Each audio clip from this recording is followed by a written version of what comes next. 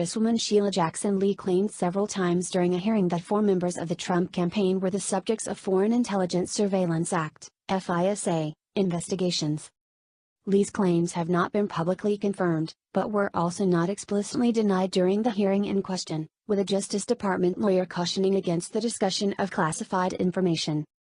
As of now, the government has only confirmed that Carter Page, a tangential advisor to the Trump campaign, was under surveillance with FISA warrants during the Obama administration.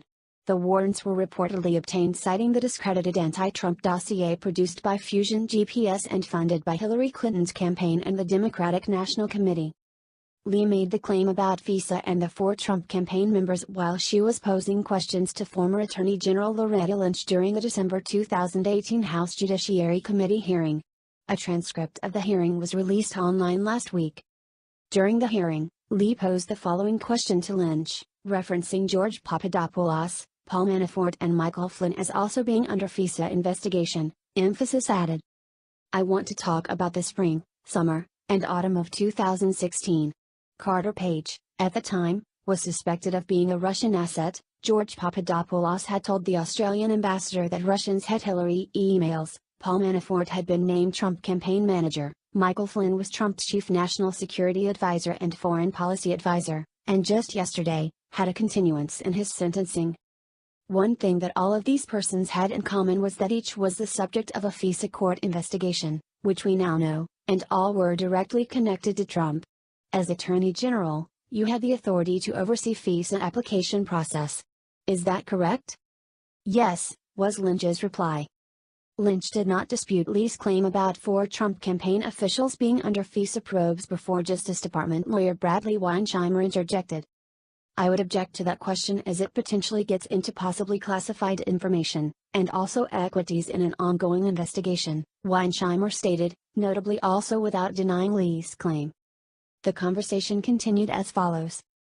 Lee, I beg to differ. It is a simple question that says as Attorney General, you had the authority to oversee FISA process.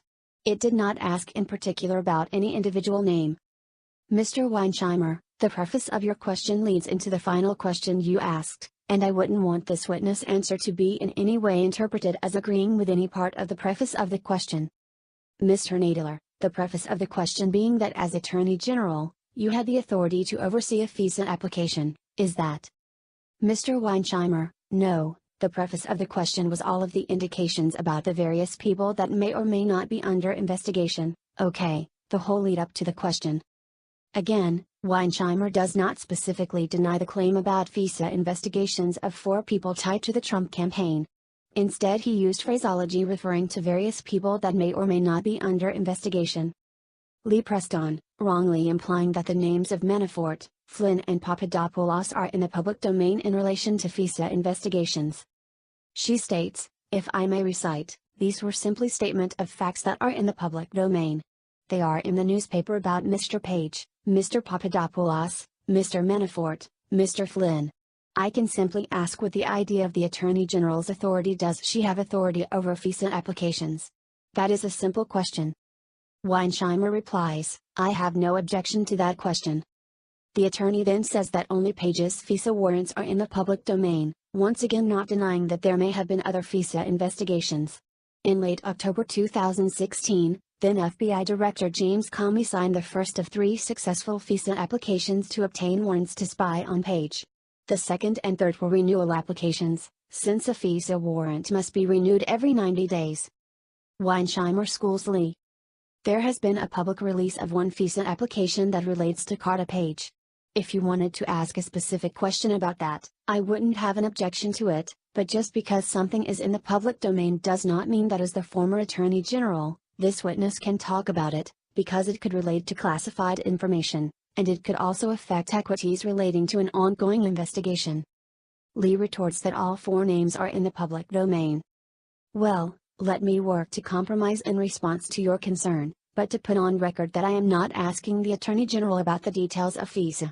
I am listing names that are in the public domain, and I am not asking her to assess that. I am asking her if names were released in an ongoing investigation in the Department of Justice, would that have impacted a campaign? And is that just a general question hypothetically about any names, not specific names? asks Weinsheimer. I will cede to the general question of any names, Lee replies.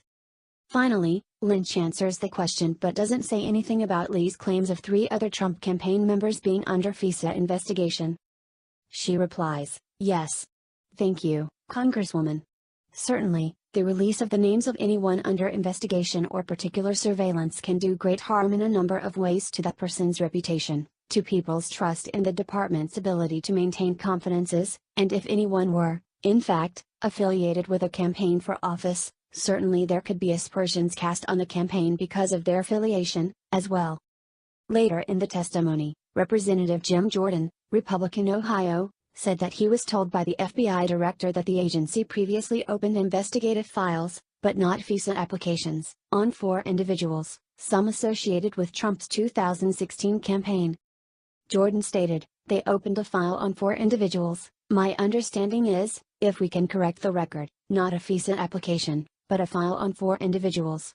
And those individuals, at least my knowledge is, some of those individuals were associated with the Trump campaign. Speaking on MSNBC last week, former FBI General Counsel James Baker would not say one way or the other whether the dossier was utilized to conduct surveillance on anyone else from the Trump campaign. Baker said he was not familiar with what else the government has confirmed on the subject. I don't think I should comment on that. I don't know what else the government has confirmed, he said. I don't want to confirm or deny anything about other potential FISA applications. Sunday on ABC's This Week, 2020 presidential hopeful South Bend, Indiana Mayor Pete Buttigieg said President Donald Trump's proposal to pardon some service members accused of war crimes was a slander against veterans. Partial transcript as follows. REUTERS, I want to go to comments that the president made about service members who have either been accused of war crimes or convicted of war crimes. He said we teach them to fight and they get treated unfairly, and he is going to look at those cases to see if perhaps they can be punished. Buttigieg, the idea that being sent to war turns you into a murderer is exactly the kind of thing that those of us who have served have been trying to beat back for more than a generation. For a president, especially a president who never served, to say he's going to come in and overrule that system of military justice undermines the very foundations, legal and moral, of this country. Frankly, his idea that being sent to fight makes you automatically into some kind of war criminal is a slander against veterans that could only come from somebody who never served. On this week's broadcast of Fox News Sunday, Senator Lindsey Graham, RSC, said Speaker Nancy Pelosi's DCA job is at risk. Graham said, Nancy Pelosi is riding a bucking, wild bronco called the Democratic caucus. 70% of the Democratic base wants President Trump impeached. She knows that impeachment would be political suicide because there's no reason to impeach the president. So she's trying to keep the party intact.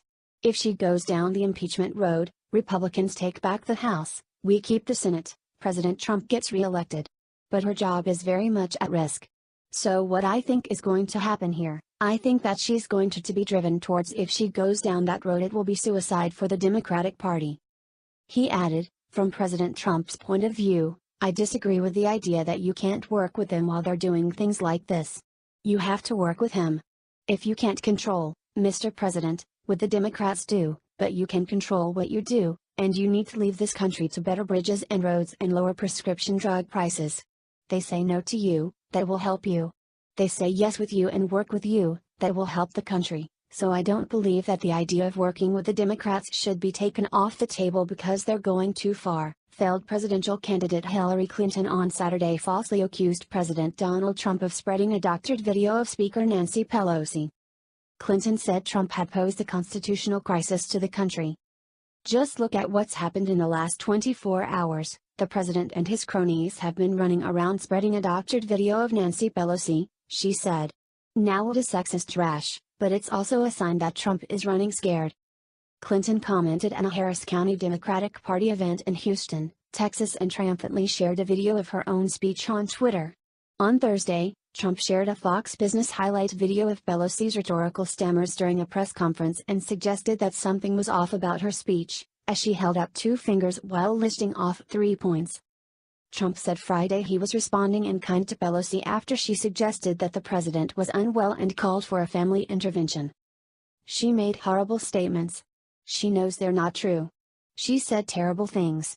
So I just responded in kind, He said to reporters. "Look, you think Nancy is the same as she was? She's not. Maybe we can all say that," President Donald Trump ripped television actor Jussie Smollett on Saturday, after the actor's embarrassing hoax accusing Trump supporters of attacking him. In addition to great incompetence and corruption, the Smollett case in Chicago is also about a hate crime, Trump wrote on Twitter.